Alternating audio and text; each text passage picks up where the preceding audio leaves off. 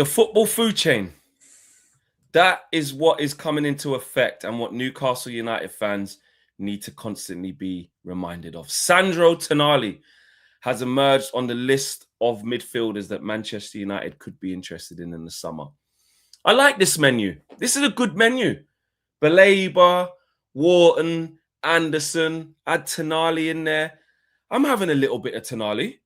I like Tonali. Good, strong, physical, powerful, good on the ball. 100 mil, Newcastle United, remember yourselves. Bring yourselves down. You always say how massive you are. You're massive in Newcastle. You got the reminder in the summer of how many people turned you down. And shout out all my Newcastle United mates. Shout out to all the sensible Newcastle United fans. I ain't talking to you. I'm talking to my Newcastle United mates who tried to say stuff in the summer. There's only one United. We've got the real Bruno. All of the stuff that they get carried away for because of their Carabao Cup triumph. Now, if it comes to Sandro Tonali, we'll bring that price down a little bit. You're under pressure. Eddie Howe's under pressure. Players want to leave. You're not getting Champions League football. So bring it down. We'll tell you what we will do. And especially if his agent's trying to ship him around anyway. So you're going to have to let him go. And remember PSR. Remember PSR? Because Aston Villa and Newcastle United always blaming that. Not the 150 million they spent on Voltemada, Visser, Jacob Ramsey, Malik Thiaw, and Anthony Elanga. So you can't have it both ways. Sandro Tonali, add him to the list. I'll have a look later. We'll have a look at it. We'll have a look at it. That's how we feel. We'll tell you how we feel, and we'll pay what we feel is reasonable for a player of his quality, by the way, because he is. So I would definitely be interested in Sandro Tonali for the right price. For the right price. Smash a like on the video, people. Subscribe to the channel if you are new. Let me know how you're feeling on this beautiful Monday morning. Really, and actually, Owen said it to me today. There's a game tomorrow. I forgot what this is like to have a game this soon, and not just any game. It is the game of all games. Snip, snip, whoosh, whoosh. That's what it's going to be, yeah? 5 wins in a row, possibly loading for Manchester United. We'll get to that. But as you mentioned, Flex, Sandro Tonali could be leading the way in the midfield rebuild that is on the horizon in the summer for Manchester United. Yes, indeed. But when it comes to rebuild, Flex, yeah, when you talk about rebuilds and you talk about adding things, making the team better, how about if I told you you can make yourself better? How about if I told you you can get the best version of yourself? What's the word I'm looking for? The optimized version of yourself. And every time I say optimized, I have to do this and roll VT. Today's video is sponsored by our friends at Oxford Natural and their all-new natural supplement, Optimum Day and Night. Thousands across the UK, USA, and beyond are smashing their health goals with Oxford Natural. Optimum Day gives you steady energy, curbs your cravings, and keeps your metabolism firing all day. Optimum Night helps you relax, get restorative sleep, recover, and keep burning fat while you rest. It's not a magic pill, but it will help you reach your health goals. Check out some of the incredible results. 2 of our own, OWEN, lost over 100 pounds in 10 months, and KG dropped 30 pounds in 4 months. In 8 months, football legend Michael Owen lost 35 pounds, and Robbie from AFTV, Don Robbie, lost over 80 pounds. And in 6 months, Anita, an award-winning immigration lawyer, lost 44 pounds, and Linda, a law firm executive, lost over 50 pounds. No gimmicks, no needles, just results. Oxford Natural, let's get to work.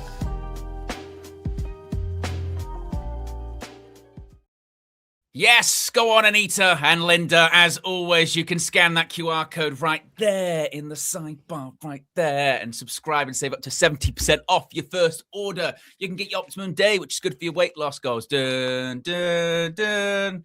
Dun, dun, dun. You get Optimum Day, which is good for your weight loss goals. You can get Optimum Night, which is good for your restorative sleep.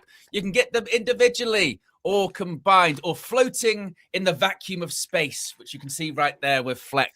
As always, all the information is in the video description below. You can click the link, go to the landing page, find out more, and get optimized today. 1, 2, 3, optimized.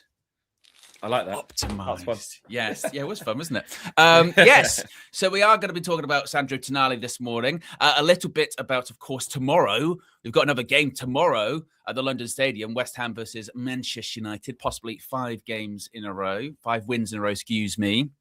and a possible haircut for a certain somebody on the horizon, and possibly skyrocketing up the table even more. Flex, yeah. Third might be on, perhaps. Oh, But Liverpool got first, that lost, you know. well, yeah, you know, just I don't even care what the other people. Distance. I don't even care. I don't even care what the other people do. You know what I mean? I don't even Only care just what look the other up. people Just do. look up. Yeah, just focus on ourselves, mate. No problem. Bloody hell! Look at this. That's Yeah. what KG's saying. Is I only look up. But I'm still like, let's get a bit of distance. I'm enjoying it while I can. You never know how these things are going to last, so I'm enjoying it while I can. Jacob's the latest member of the UV Members Club. Welcome to you. And Psychic Larry's getting a vision, saying that Owen, not going to lie, your Oxford Natural segues are A+++. Well, I try my best. You know what I mean? Plus. Yeah, exactly. Plus. And which is how you feel when you have Oxford Natural. You feel A+++, don't you, Fleck? You know what I mean? It's just You do. How it goes. A's in the chat. Yeah. You know, bit of that. Petter says, Elliot Anderson, Tonali, Kobbie. We're going for number 22 next season. Yes, 22. Oh, okay. Wow. See, they're matching the energy. That's why I like this one. They're matching the energy. This year, and then we're going to win it next year too. Okay. Yes. Amanor says, not going to lie, we should have signed Mark Gahey. What a player. Hey, he did do quite well yesterday. What a crazy game that was, certainly. Mental. Great game. But Flex, we're here to talk about United. We're here to talk about Manchester United, not Newcastle United, because Sandro Tonali, could he be making the switch from one United to another? Well, this comes from Mike McGrath, who many people pointed out was kind of first to go with some of the Mbumo stuff last summer. So, you know, they're sort of going, well, you know, connections and all this kind of stuff. So he said that Sandro Tonali is on Manchester United shortlist ahead of their midfield rebuild in the summer. The Newcastle midfielder is among those that Manchester United are looking at, which is basically the same as what the United District kind of pointed out there. It was been suggested, hasn't it, that Tonali might have like an asking price of like 100 million or something ridiculous like that. He could be in that echelon of those midfielders that we're looking at, like Elliot Anderson, like Carlos Baleba, like Adam Wharton, who perhaps could be on the more expensive side of things. But as you did mention there, Flex, it just comes after a late kind of not drama, but a little bit of eyebrow raising when it comes to Tonali towards the end of January, where his agent was seemingly offering him out to the likes of Arsenal and others. And you know what? This is a madness to say, but it was one of those ones that Indy Kalia actually got right. You know, with this. Because they were kind of one of the first to sort of go, oh, this might be on. And then, like everything with Indy Kalia, you go, yeah, bullshit, you know. Yeah, until David Ornstein says it's all right. And then they got that one right again. But, you know, a broken clock and all that kind of stuff. Yeah. But Tonali, you having that? Let us know in the chat. You having Tonali? You know, is it concerns about relationship with Newcastle? I think Tonali the player, absolutely. Let's just discuss the player for a sec. Top player. Top midfielder. I think he done really well considering he went to Newcastle. Then what happened with the situation he had off the field?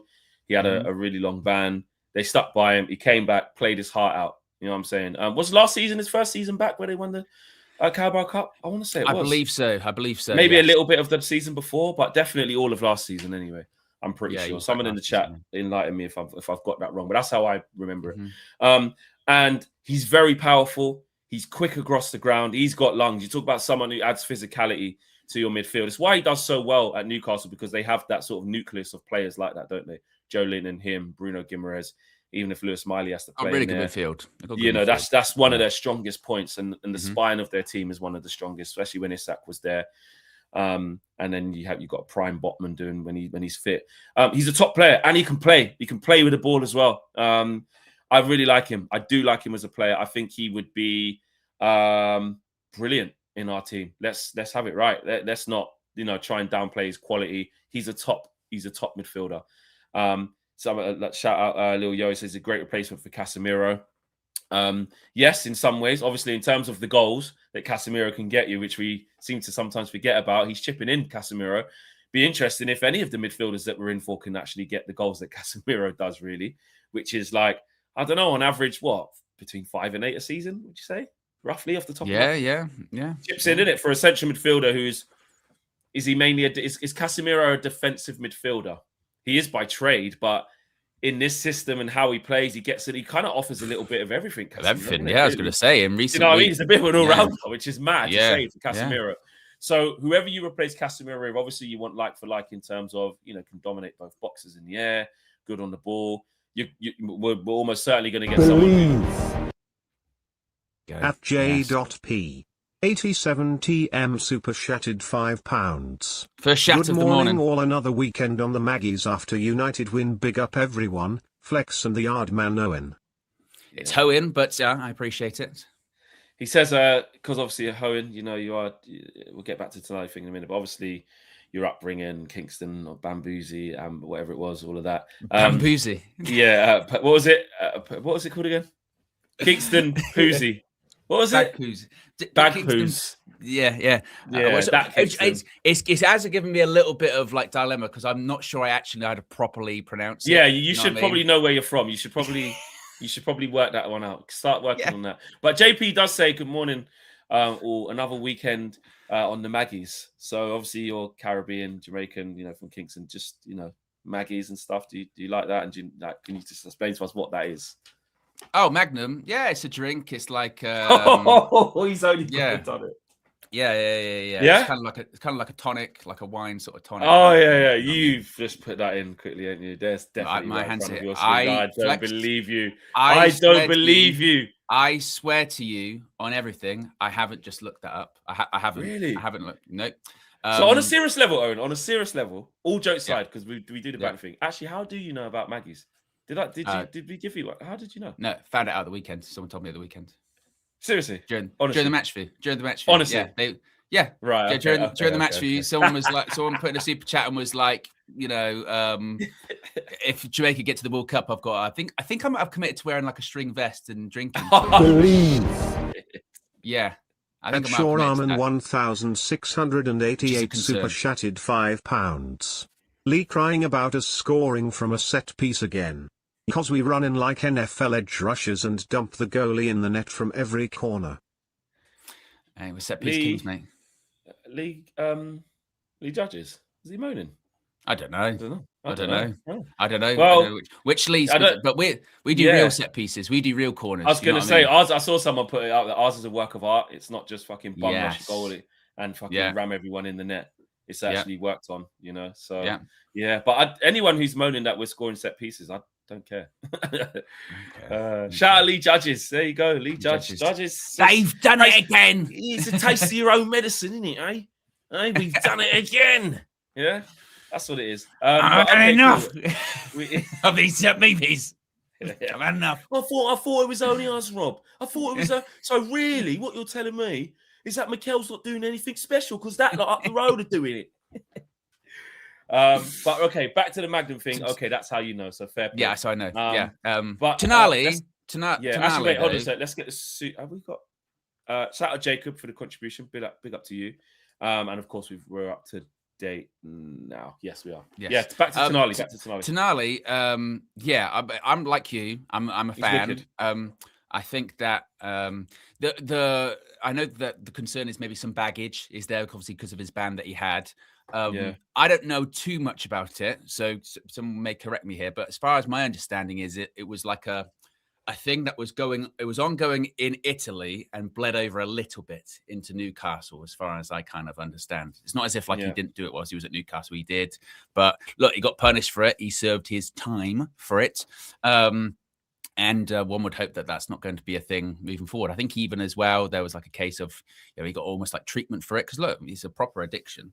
And hopefully he's recovered when it comes to that. I think the challenging thing with it is because he has been through a lot. There is a sense of loyalty to Newcastle. You know what I mean? So whether or not he would be even open to going, we shall see. It would cost a lot of money financially, because obviously PSR doesn't exist now, does it? This was the last transfer window that had PSR. Now it's the, what's it called? Squad cost ratio that's coming in from next season, which is something like, as far as I understand, it's something like you're capped at 70% or something like that if you're in Europe. So I don't really know how that's going to work in the summer, to be honest with you, when it comes to finances. Maybe we'll find ourselves in a good position or a bad position. I don't know. Yeah, I'm not really sure. I think it does depend on that. I mean, so we spoke about the player. The player's obviously good. If he came to us, we'd have I'd have no problems with that. you like him a lot. Yeah, I like Tonali. Yeah, he's a good player. I think what we haven't done is compare them to the others to work out who you'd like to go for more. Jacob Anayachi super chatted £4.99. Do you think United are ready for a big manager? We've got youth that need development. Mainoo, Sesko, Dorgu, etc. Will a big manager have the patience? Well, it's a good question, Jacob, because depending on who you get, those things are important. Those especially those players that you add Euro into that. He's young, needs help in heaven. You know, we got a good young crop of players who need developing, don't we? Ahmad is the same. I don't know. The more this is going on, I do see people's reservations of what it looks like to just get somebody new. But we shouldn't be scared. We should just get to the summer still and just look at where we actually finished, look at what actually happened, not just the 4 games, and consider all things, you know. But one thing I will say is that Michael Carrick, he shouldn't just have the door slammed in his face because he's Michael Carrick. That's one thing I have learned. Can I ask you a question, Flex? You can. And the way I'm phrasing this is so you've got a bit of like wiggle room here because I know you've committed to. Yeah, but I will be honest though, in terms of talking, you know what I mean? Yeah. Messing about, but yeah. I know obviously you've committed to even in jest, you're not allowed to say the Michael Carrick for the job or whatever. You're not allowed to break that. My question is, do you regret making that commitment already? Yeah, no, I do. I think it's wrong. No, I do. Yeah, I do. And the reason why I do is because it's not I said it's impossible. Like, absolutely not. He's just going to come and like, he's just helping us out at a bad time. So he's going to have my support. I belittled him. I did. I sort of thought, I just assumed he's the same as Ollie, which, you know, he's technically on the same run that kind of Ollie was on. But like in terms of, but more of like a, you know, he ain't gonna do any. I can't. I'm expecting us to probably drop lower now, to be fair, but it's not his fault. So let me just back what he does at the end of the season and thank him. But at the same time, as much as I regret giving the window of opportunity for him to see what it looks like, I don't regret sort of looking towards the bigger, stronger, more experienced manager. I still kind of stand by that as it stands. I still stand by that. I would still prefer that. But I am understanding and seeing the benefits of what it could look like if it was to be Carrick and sort of what will happen by the end of the season if we keep playing like this, because it has to count for something, right? You do an audition or you do a good interview for a job, you kind of deserve a shot. So I don't want to also talk out both sides of my mouth by saying no matter how good he does, which is what I did say before, that he shouldn't get a shot. That was probably wrong of me because he's showing why maybe he could deserve a shot. So yeah, but I still think it's too early. And that's regardless of whether Frank cuts his hair tomorrow or not. Yeah, well, look, I respect the honesty. But you know, the chat wants it's time for Flex to flip flop, spinning round like a spinning top. One day yes, then next day no. Yeah, no, I respect. I want you to change the lyrics though. Well, I had to pause. I want that song. Oh yeah, Amram's in the song. I just want that song to be called. I want it to be called New Evidence. New Evidence. I can make another one. You know, I want you to make a song for me that's called this more. New Evidence. I think the flip flop thing is a bit flippant. It's a bit silly. It's like I'm not really trying to, you know, like say, be accountable, be honest, understand what's going on. Don't just be wrong and strong. It shows growth. I want the song to reflect me, and I don't. Well, I'll give you a little peek behind the curtain. And I want a better beat as well. How this? I want something like what you got. I want a dancehall beat, like a proper. Yeah. Okay. That's what I want. And I want it to be called New Evidence. Yeah, I'll give you a little bit of a peek behind the curtain how this works. So usually there's sort of phrases I put into the machine, you know, and I sort of go. The machine. So you say you want new evidence, you know, accountability. We want that in there. Accountability, honesty. I want good character. You know, good character. Yeah. Anything else you want in there? I want so accountability / accountable as well. Accountable, yeah. Self-respect. Self-respect. Yeah. Respect. Not a flip-flop. Not a flip-flop. Yeah, not a flip-flop. Yeah. I want the word like sensible, calm, measured, all these types of okay. Well, I can work that. And you want it to be sort of dancehall, that kind of Yeah, upbeat. dance will definitely. Yeah. All right, I'll see what I can do. Because Yeah. honestly, it comes up with some of the greatest lyrics I've ever heard in my Yeah, life. it does. It does. The greatest lyric, genuinely, in the full version of Kev Coins. I'm not even joking. It says Kev Coins like dust in your pocket, and I thought that is genius. That is genius. Literally, Like dust in your pocket. Yeah. Do you know what? Yeah. It's still really early when it comes to obviously Carrick, and it is only 4 games. When you still think about it, it's February, and how many games we got left in the league? Is it like 14, 13, something like that? 14, yeah. So a lot can still happen. We're not even like we're just nearly like a third of the way through or something like that, aren't we? So a lot can still happen. Just as much as you can go on a 5-match winning streak, you can go on a 5-match losing streak. We've seen even the best teams in the league, Liverpool, right? They kind of got it back together, and now they've fallen back apart again, haven't they? So it can happen very, very quickly.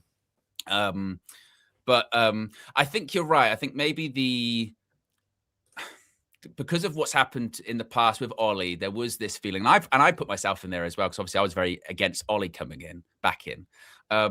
There's no way he can get the job. There's no way he can get it. Absolutely not. Which you sort of go, well, of course there is, isn't there? You know what I mean? If there is a way. Winning, there is a way. I mean, if he keeps winning, and really, I mentioned this the other day. He's technically, I would say, even now, he's in pole position for it. And the reason why is because he's currently in the job. So he's the person that could affect it the most. You know, everyone else that could possibly be the manager or head coach at the beginning of next season, they've got to come in, they've got an interview, and it's all hypothetical. There's no action for them, is there? All they can do is give their words. Michael Carrick can give action, which is a massive leg up on the opposition, on the managers that he's competing with to get the job. So he can sort of go, look, I'll show you that this is my plan. This is my long-term plan. And also, this is what I'm going to do. I'll prove it to you. I've got actual evidence that I'm going to do it. So that's really positive for him. I think that the next step is actually for when he does lose a match, which is inevitable. Yeah, what does it look like? Yeah. How do you react to that? What's the how do you lose that match? Do you get completely smashed, or is it unlucky? And next game you go back. There's so many different sort of factors that still are yet to play out when it comes to Carrick. But my goodness me, not just him, but his backroom staff, they are doing one hell of a job at the moment, aren't they? They really are. They are. And it's just you were there at the weekend. You can feel it, can't you? You know what I mean? You can feel it in the ground. You can feel it in the ground. And obviously we was all confident going into that Spurs game of that we'd win. I know. You said we'd smash it. They are shit. They are shit. And then you start, because you start building up in your head on the way there, or like just while you're talking about it, you go, I know we should be battering, and there's no way everything is stacked in our favor of what we should do, but they just do weird Spurs things. We might just be off it. And got a couple guys back. Van der Ven's back in there. The doggy's back. You just start going to yourself, and then the game kicks off, and within the first 30 seconds, you do it. You go, that's shit. But while it's 0-0, you're still like, that's shit, but we need to get the goals. Let's make sure we do. Then it goes to 10 men. And I'm not going to lie, I was like, okay, this is different, because now this is going to be a low block, legitly. Like, how are we going to do against this? And last time we had to face this against Everton, we didn't do too well. So I was a little, not worried, because I did feel like we'd score, but you just, until the first one goes in, you're just like, oh. So obviously Mbeumo gets that, and you're like, great. But then, as the game keeps going in the second half, and like, we're in control, absolutely in control, but the second goal's just eluding us a little bit. Not because of they're not brave enough. What are you doing? It's just not there yet. You're just thinking, oh, just go and get this second for me, just to make sure nothing happens. You know what I'm saying? Chatham Minna just says, good to catch a morning live. Big up everyone. Big up to you, sis. Yes, big up Minna. But I get what you're saying. It was, again, and maybe this is why it feels a little bit different than what it was previously, is we have gone through games like that when it did feel like for portions of the second half we were kind of coasting, and it was that kind of worry of, oh, I don't know, and we've done that in the past and we conceded, but the difference is this time is not only did we not concede, but we did kill the game off, and it did then feel quite straightforward, which does feel a bit of a step up. I was nervous because, again, the longer it's 1-0, you just think, oh, and then Xavi Simons had that shot, didn't he? That was just wide. You sort of go, oh, that's a bit of a warning, isn't it? But I did kind of still feel that there were gears that we could go up still. You know what I mean? I did feel like the second half we were kind of playing in second or third gear. And I haven't felt like that for a while with United too, of sort of this. Yeah, I know we're not playing great, but we can get better if we want to here. Yeah. You know what I mean? I feel like we're just kind of, if we want. Yeah, we're kind of coasting, which again, I think is a real positive sign. I mean, the set pieces, we kind of joked about it earlier on, but it's only second to Arsenal, and they're like set pieces where the problem with is Arsenal's corners, you feel like in a couple of years' time, maybe they're going to be sort of illegal. You know what I mean? It's going to be things about surrounding the goalkeeper and all that kind of stuff. The set piece that we scored is just a good set piece. You know what I mean? It's just clever, Outwitting the opponent. They don't know what's going on. Where's he gone? Oh, he's free. And with that, where's Roy Keane? Because Carrick comes out at halftime and goes, well, that's Johnny Evans and the analyst. They're working on those set pieces. The same Johnny Evans that Roy Keane's like, how's he getting a coaching job? Well, he's not doing too badly, is he? Once again, I think the piece in the puzzle that's not spoken about the most is probably Steve Holland, the contribution to him and the backroom staff. So much so that, like I've said, even if Carrick doesn't get the job, ask Steve Holland if he wants to stay on in the backroom staff. Whoever's sticking around, see if Holland wants to stay. So, I'm feeling good. Oh. At Andy_H_1 super chatted £9.99. Today I start my new job. Been out of work since last September. You guys at UV have kept me entertained and motivated. Big up Flex and Owen. Keep lighting the way, showing where hard work gets you. Yeah. Big up Andy, bro. Look where your hard work has got you, bro. Exactly. So I'm saying, starting a new role today. Yes. So big up to you. Big congratulations to you. And you're very welcome, bro, of us keeping you motivated and entertained. That's our role. You know what I'm saying? Whether we realize it at points because we're enjoying what we do so much, or whether we don't, we're always very, very proud of that. And the fact that you start your new role and now you can start your new journey into whatever it is you do. Big up to you, bro. And everyone around you and your family. I bet they're happy for you, bro. So 100%. Enjoy. And actually, today I start my new job. Hopefully you're not at your job now where you're not concentrating. And you're watching us. Make sure you lock in. Yeah. Well, we make very good background noise. You know what I mean, don't we? With people working in the back. I'm big for it with YouTube nowadays. I don't watch much TV anymore, Fleck. I'm gonna be honest. I've just got YouTube on in the background. I've got YouTube on in the background when I'm working, and that's about it. You know what I mean? Yeah. That's a lot of people do. Shout out Tabrez. He does the same as well. Or he tries to. Don't let everyone know about that. He tries to.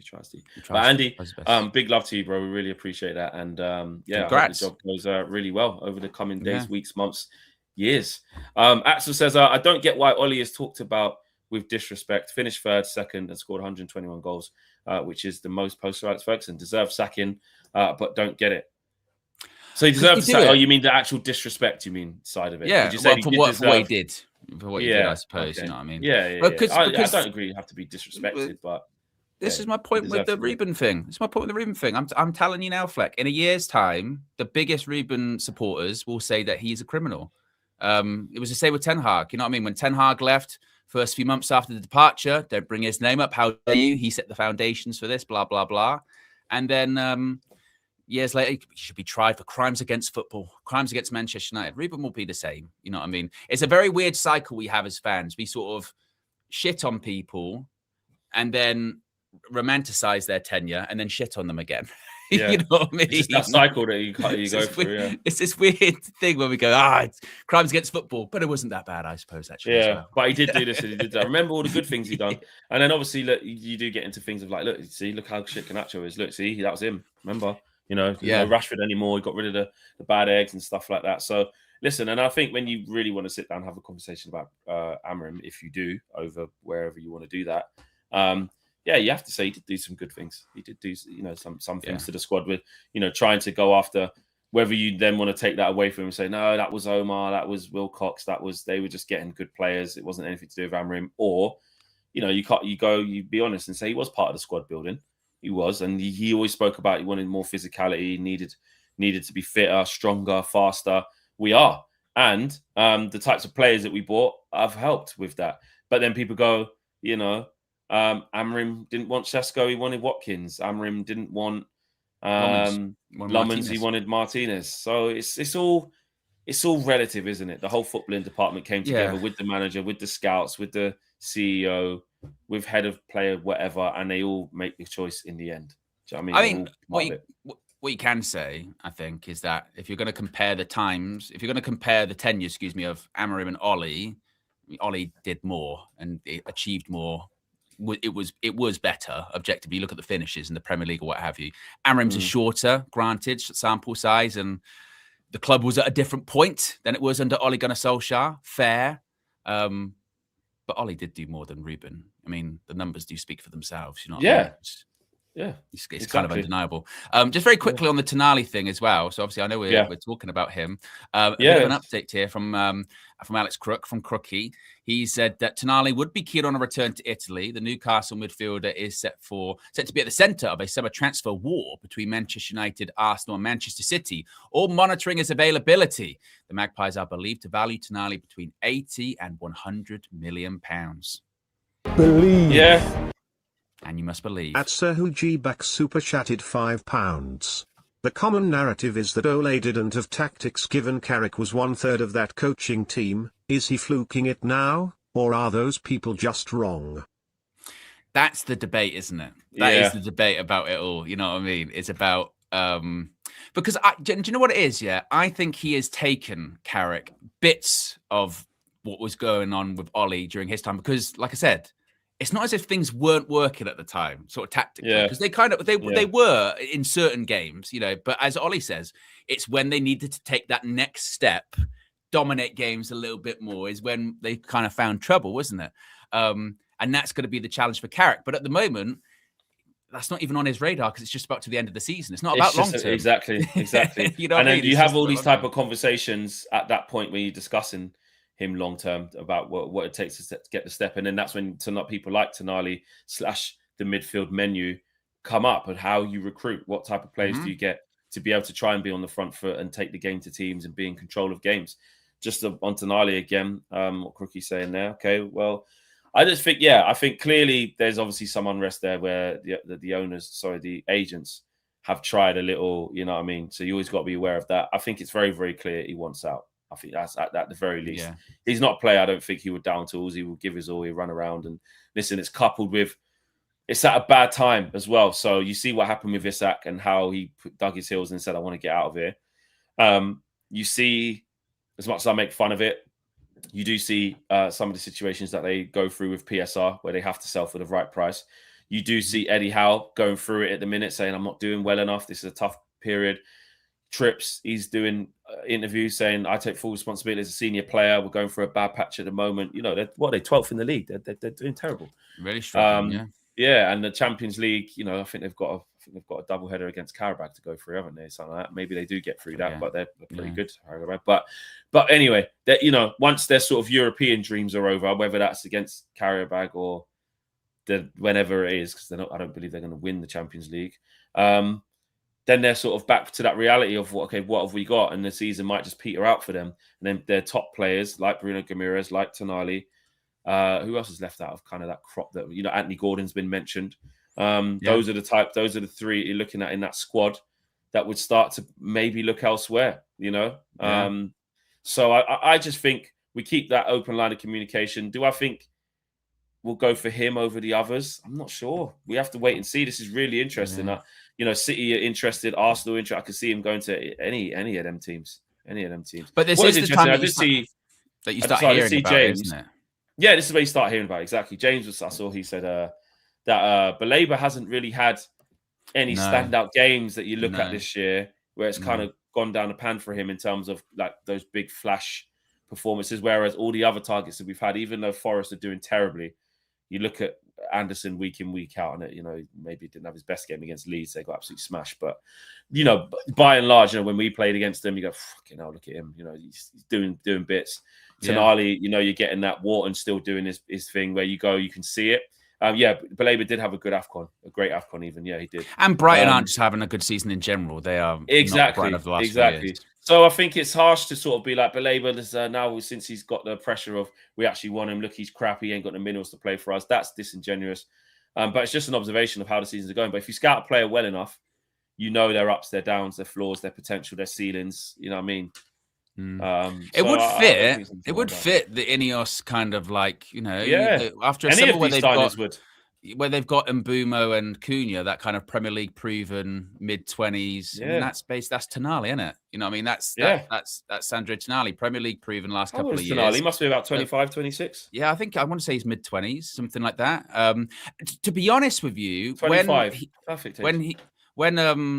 when Newcastle signed him, it was a bit of a shock because they were like, that's a bit of a scout. Yeah, the for big Newcastle. signing. Yeah, it is, you know, and he was a proper, AC Milan guy. You know, that was like his favorite, team he supported and what have you. And he'd got the move to go to AC Milan, and it was a bit surprising that wouldn't even come through. So I can kind of get the point what Alex Crook said there, where maybe he wants to go to Italy, but maybe it's not on to go back to Italy. And maybe because of his talents, he is one of those players that probably should be playing at sort of the top 3 or 4 teams in the Prem. You know what I mean? He is that good of a player. He is. But I would think when it comes to Newcastle, you're right, is they've obviously got a huge amount of wealth that they can't really spend because of, the rules that are currently in place. And if you sell Isak, then you sell Tonali. What impression does that give? You know what I mean? Can Newcastle ever become that real big team, or are they just going to sell all their players because they have to? You know what I mean? That's just where they are. It's going to take them years of sustainability of getting into. They have to. The problem with these teams like Villa and Newcastle United, where if we're going to have an this conversation, where Dan Bardell's like the Premier League don't want us there. They don't want us teams like us and Newcastle United at the table. Because they basically have money, they do, but the money they generate isn't at the same level. So the gap is too big within the profit and sustainability rule. So it means that you can't spend essentially more than you make. You can't do what Roman Abramovich did. Roman Abramovich came in and just basically was like, I've got loads of money and I'm going to spend huge amounts of money. And then because of that, the club's going to make a huge amount of loss because we're not going to offset that by revenue. And rightfully so, rules come in place because then you get worried about teams going bust and all that kind of stuff. But then the victims of that are teams like this that are definitely, obviously Newcastle are financially viable. They're probably the richest club in the whole league. But they're not allowed to flex that. They're one of the richest in the world. Yeah, exactly. I think they are. I think they are the richest club. Exactly. So you're talking about Saudi, along with the likes of PSG. If you're talking about in Europe, PSG obviously Man City in there, but they're the ones. But they can't see that money. They can't use it. Same with Aston Villa. They've got big investment, big money to be able to spend. I mean, obviously not as much as Newcastle, but so it's almost like a miracle that they're even third. That is what they kind of say. But I do get bits of that because even though we're shit, our revenues will still sit around 700-800 million. You know what I mean? For the year, teams like Newcastle United probably don't get anywhere near that. I don't even think they get near Spurs. I was doing a piece a couple of years ago. It might change now, but a couple of years ago, and I was doing some Sky stuff. I remember looking at the fact that even Spurs get way more than Newcastle United. And I get that, when it comes to, and that is what I do sympathize with smaller teams. I do sympathize with some of the teams because again, their point is that those rules kind of do stifle them. You know what I mean? Because their point is, how can you grow to get that huge amount of revenue when you've constantly got to sell your players? What's the phrase? Sometimes you've got to spend money to make money. You know what I mean? Yeah. To accumulate 320 million pounds. Newcastle United's reported a record revenue of 320 million for the year ending June 2024, which is a 28% increase on the previous year. So that was a record for them, 328. What is Spurs? What's Spurs annual? So 320. What they could Spurs, do, 528 million. That's Spurs. What they could do to overcome that, I suppose, is just make it up like Man City, allegedly. Yeah. You know what I mean? Allegedly. Get charges. And then that's what they say as well. Yeah, United, 666. That was 24-25. That's with not being in anything. 666. So it's basically double. Yeah. It's double Newcastle United's revenue and they say, look how much better than Man United we are. We're in the Champions League. They've been in it more time than us recently. Man United's, and again, it's rightfully so. Man United's pushback will be, if you can do what we did, where you even in across the 90s and the 2000s win 20 odd Premier Leagues or 20 league titles, then then you can be then you can be discussed about being big, and the revenue comes with that because Man United didn't become big overnight. It's a growth thing, isn't it? It's history. That's how it works. First of all, we've got nearly 1,200 people. You've got nearly 1,200 people watching. We're over at 300 likes, Fleck. So if you haven't already, right. folks, Pause the show, guys. Come on. Come on. Run up the likes, guys. Maybe whilst the likes are running up, I'll play a little bit of the Yardman Hohen song, and by the time I click pause, we want to get to up the likes, yeah? So this is this encourages everyone. Encourages everyone. If you're not at the moment, you got to click the like button right now. This ain't worth a like, I don't know what it is. Exactly. This motivates you. This motivates. The real Yardman United view. I was just sitting there watching, I'll be like, oh, God, Jamaican king with a vibe so true. Giants come around, but he turns them down.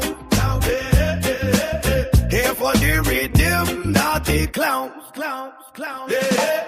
Let you know why. Ain't his style. He's here to light up the aisle. The king with the crown, so bright, ruling the day and the night. King on the carnival, so grand. A real bad man with combat. Rising, we're up to 300. We're up to 300. We're up to 300. So hard and free. 350. 350.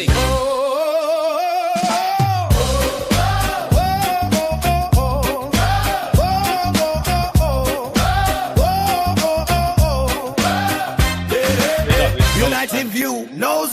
Look at that. Running, man. You know what I'm saying? We're on 311 and counting now. So you guys are on it. Joe Blackman, big up to you, bro. Says, after you give the description, try this, Hohen. Bashment, dancer, male, Jamaican male voice. Yeah, exactly. I need to run that. Bashment. Yeah, Bashment's another form for dancehall. Lower name for dancehall. Although a lot of dancehall artists don't actually like the term bashment, but yeah. But it's fine. No, but it's not like rude or anything. But it's just I remember Beanie Man saying it one time. I saw a few retweets from yourself, Fleck, over the weekend. I saw one in particular during the game. What was I retweeting? It was this. I'll show you. It was this tweet from Simon Stone. With every passing game, Ruben Amorim's stance on Kobbie Mainoo just looks more ridiculous. It does, doesn't it? It does. It just does. It does. It just does. Like, and I know, and I don't go to the nth degree of some people keep going back to that same interview and a couple of interviews where he really said, guys, Kobbie's competing with Bruno. What do you want me to do?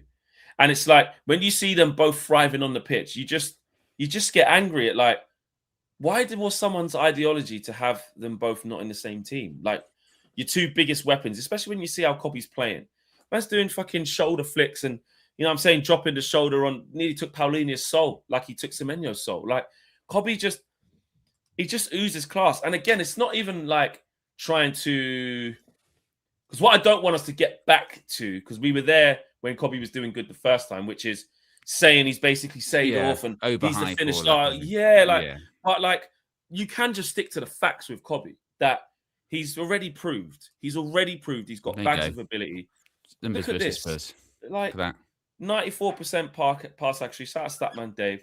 95 touches, 24 carries, 4 ball recoveries, 4 chances created, 1 assist, won a couple of fouls, couple of good take-ons, and the irony there of what a January signing he has been.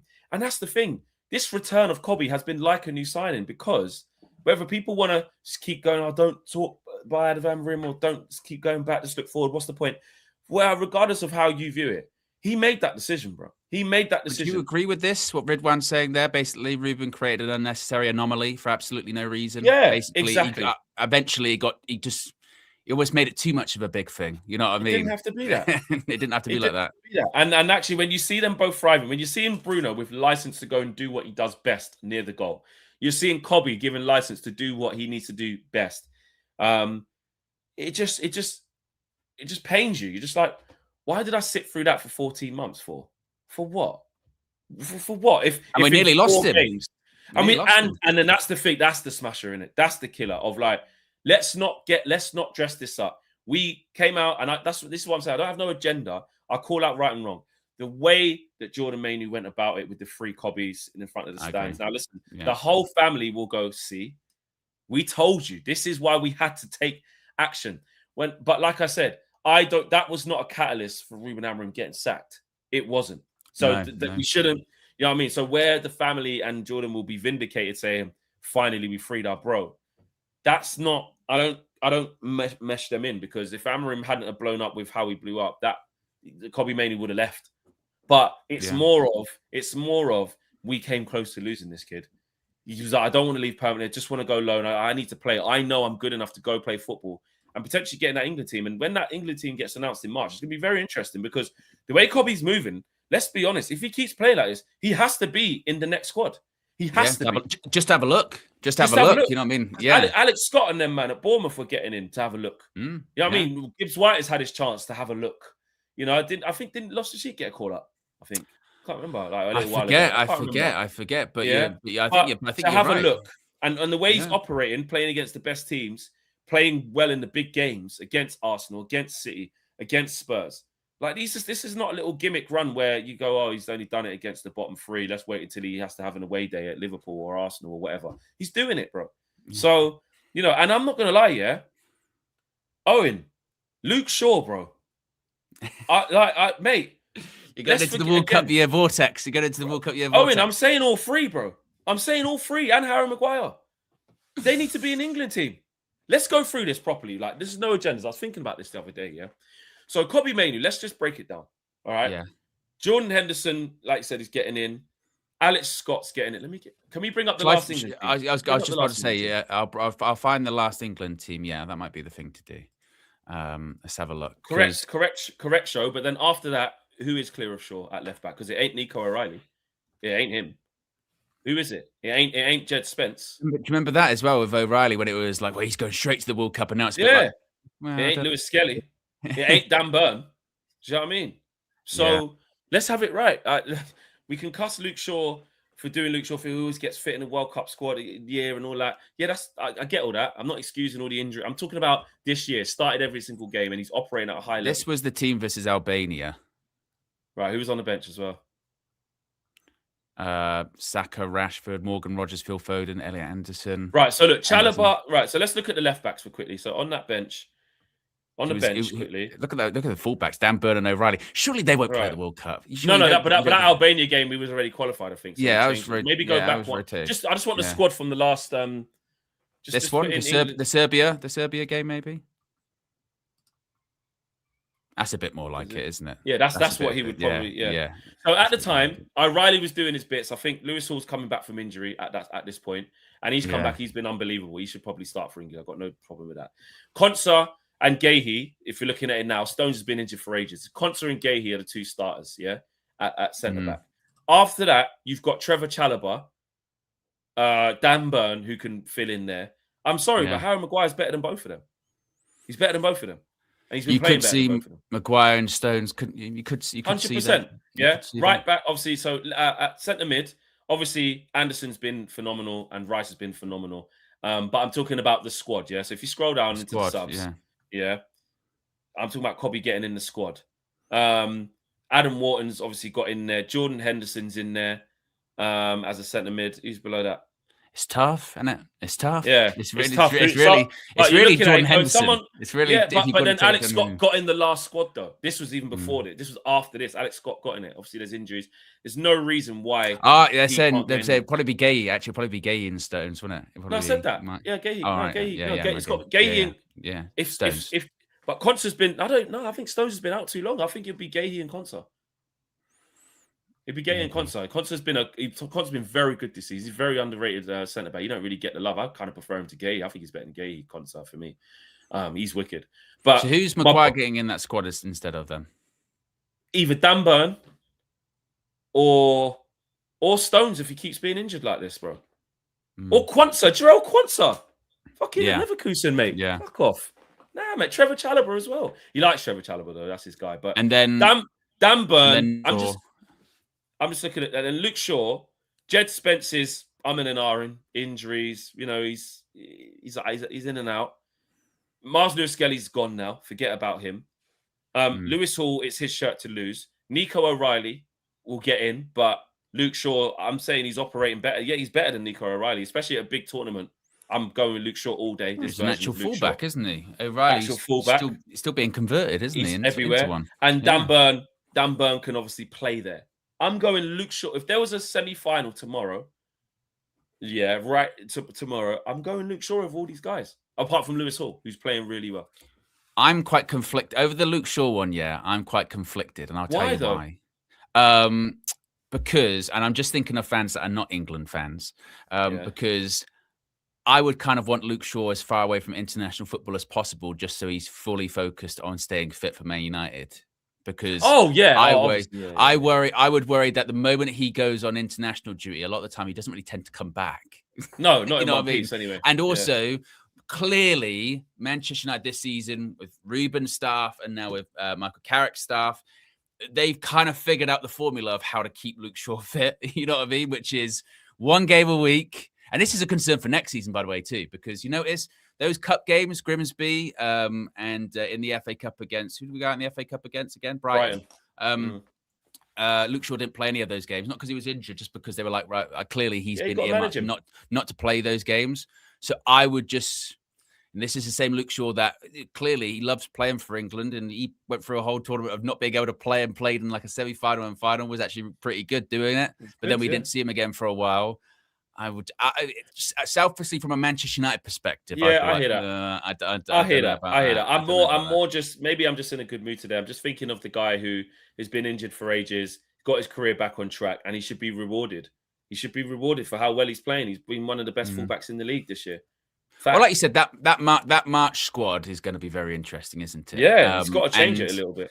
And yeah, with the Kobbie stuff, the fact that, like Statman Dave says here, January signing he has, but he's almost felt like that because, again, he didn't start. He didn't start for us in the Prem all season until the last handful of games. And he has made a massive difference. Now, obviously, with Kobbie, there's still concerns about injury prone. What happens if he gets hurt and what have you? And he's on a bit of good form at the moment. He's been on good form before, and then he's dipped off a little bit. He's a young player. That's natural. But I do find it really interesting that now, already it was like, summer, we need a new midfield, get a brand new midfield. And now it's kind of turning, just after 4 games, it's turning into, we need to find someone to partner Kobbie next season. We need to find someone to partner Kobbie as opposed to get a brand new midfield. I would still say we probably still need 2 midfielders. We need more depth there. It's still, look at this past weekend with Carrick.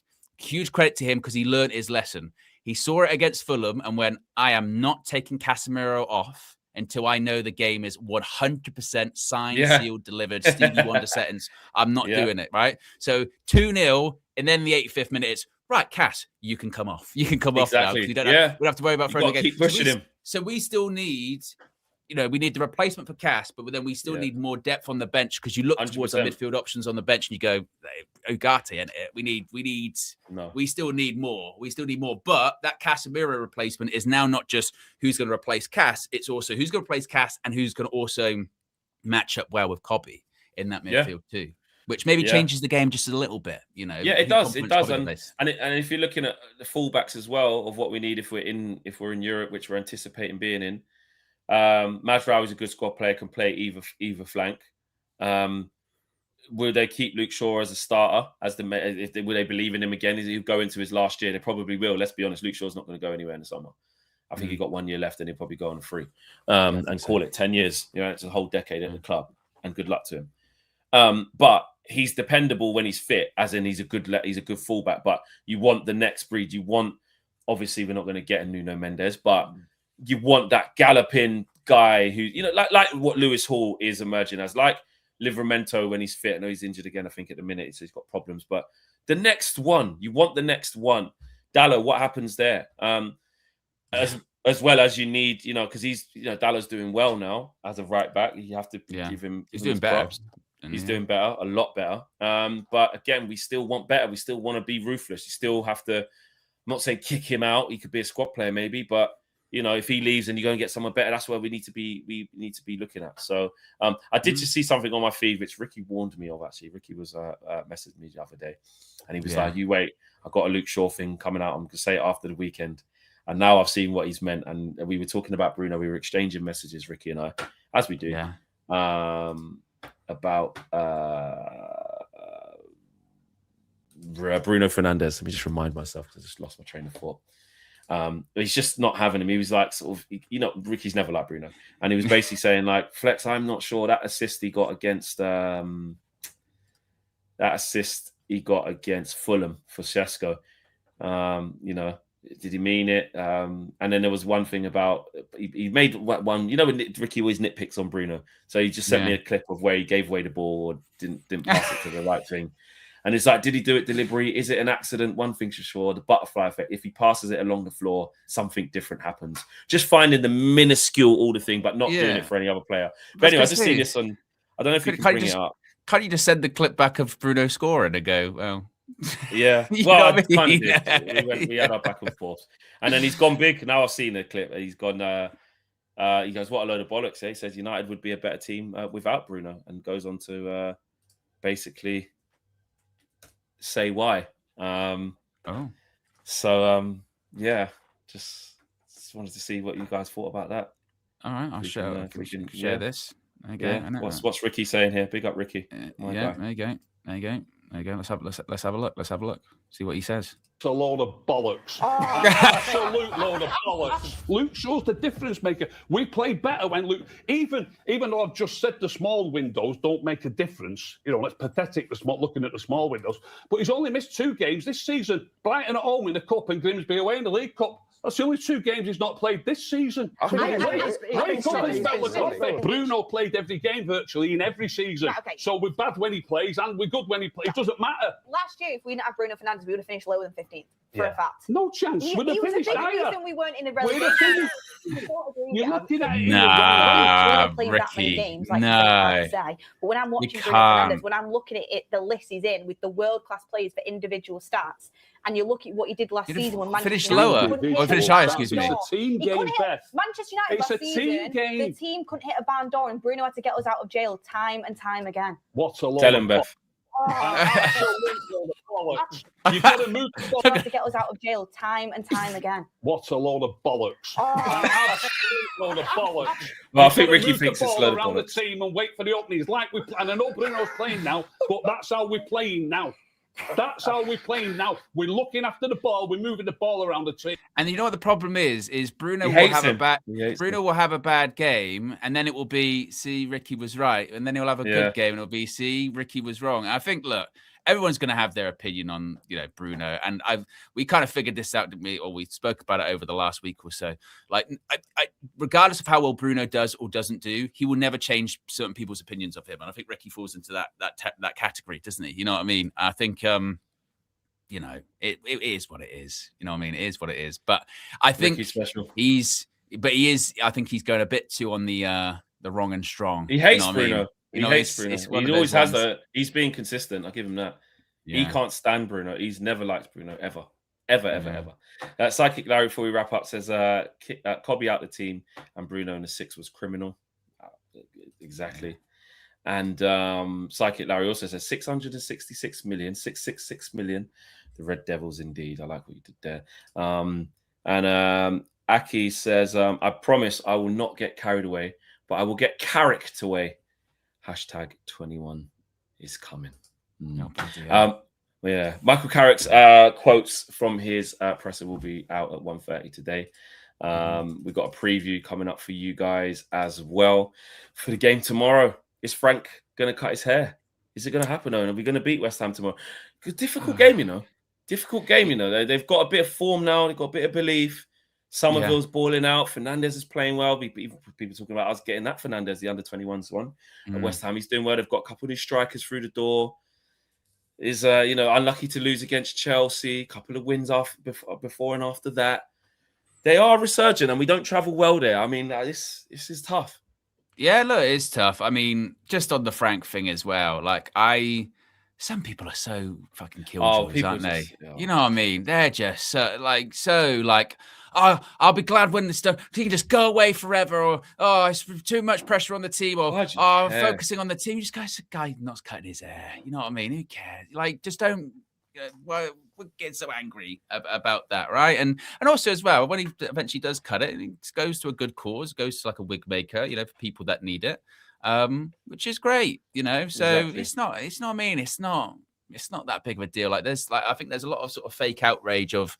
Just you've got to find something to be, railing against. And people trying to use Bruno's reaction, like I said, to say, I'm glad our captain doesn't care about him. Like I say, mate, a few flex sources, just relax yourself. Think about it, You can't be out here saying, guy cutting his hair. But once we do win 5, if we do it tomorrow, I wouldn't be surprised, mate. Yeah, front and center. That's all I'm saying. So just relax yourselves where you're trying to use Bruno as the thing of like, yeah, and good. The captain doesn't care about this clown. Stop being silly, man. I know that. I know for a fact that the club aren't. They're quite engaging and they quite like him. You know what I mean? And they see it as a good cause, not like a professional. Yeah, exactly. Yeah. It's good call, and also that's what the PR and social media and marketing departments. That's what they're in businesses for. They see stuff like that. They see influencers, and they try and collaborate and work with them. It does not influence like the Man United team. No, or players. After people Owen are just they just don't wish it was them. No, like if Bruno they're just jealous. If Bruno Fernandes is taking a penalty against West Ham tomorrow, he's not going to be thinking about Frank as he steps up. You know what I mean? He's not. You know what I mean? He's not. I would have scored that, but I was thinking about Frank and his, giant afro. He's not thinking about that, is he? He's thinking about winning the game. Okay. Wow. You never know, Frank. But it's just it's not that big of a deal, isn't it? It'll be great. It'll be great for it to happen because it has become a thing. And then him cutting his hair will be hilarious. And then, move on to the next game. It's cool. You know what I mean? It's certainly nothing to get. It's a cool story. And if anything, it's a sign of improvement for United, isn't it? The fact that even became a challenge in the first place shows where we were at. So the fact that you can complete it, put it behind you, move on, is great. It's great. I did just see this, actually, which sort of evaded us/me. Gary Neville on United making managerial I did see this. Yeah, I did see this. We just ran out of time. All right, okay. I've got it up here. Yeah. There you go. With the what you call it. It's quite interesting. Pretty lengthy one. Basically, he sort of says is interesting. Yeah, he basically says that he asked, what's the official position of the club in terms of what they're saying publicly to everybody else. They said they've begun the process, starting to look for another manager, which I thought was about right. He basically goes on to say that Carrick is, if Carrick wants it, he is part of that process, but they're still evaluating things and they're going to sort of see in the summer, effectively. They're going to do sort of an end of season thing and pick the right person, which I think kind of what everyone thought they were going to do anyway. You know what I mean? I don't think they're going to be making any sort of rash decisions. Michael Carrick, if he wins 7 games in a row, like KG predicted, I don't think straight after the 7th he's going to get a contract. He's not going to. Wait the end of the season, or at a minimum, once they know where they're going to finish. Let's say like in 4 games to go, Man United have definitely got Champions League football. Maybe they'll have a look at things then. Maybe they'll start doing it then. But I think Gary Neville was sort of saying, look, they are starting the process, maybe talking to people. Carrick can be a part of that. But there's nothing anytime soon, basically. There's no rush. Yeah. Yeah. Okay, right. Well, there you go. No rush, but we will see how it goes with Michael Carrick, as Coach Cam says. Garnacho. And Garnacho. Yeah, Garnacho. But listen, Cams loves Bruno now, so that's all that matters. He's realised the light. Yeah. Well, remember he said it, he changed his mind. He changed his mind under Ruben. He likes Bruno now. So there you go. And to be fair, his Dallo guy is coming back to fruition because he had to hide. Where's the Cam flip flop song, Fleck? You know what I mean? Exactly. You need to get one made for him and get him here to be accountable for his crimes, like I have to be every week, every day. Guys, big up yourself. Smash a like on the way out. Great show, good vibes, good energy. Check out the preview coming out later on today. Big game tomorrow. Can we do it? 5 in a row. Get your 5s in the chat. I got 5 on it. I wish we could put that on the way out. Is there a Booker T still thing in the chat? There might be a Booker T. Maybe there is. In the chat. There used to be. There used to be a Booker T. Yeah, I don't know if it's still there, but there used to be. Yeah, there you go. Search for that. We are out of here, guys. Take care. Peace.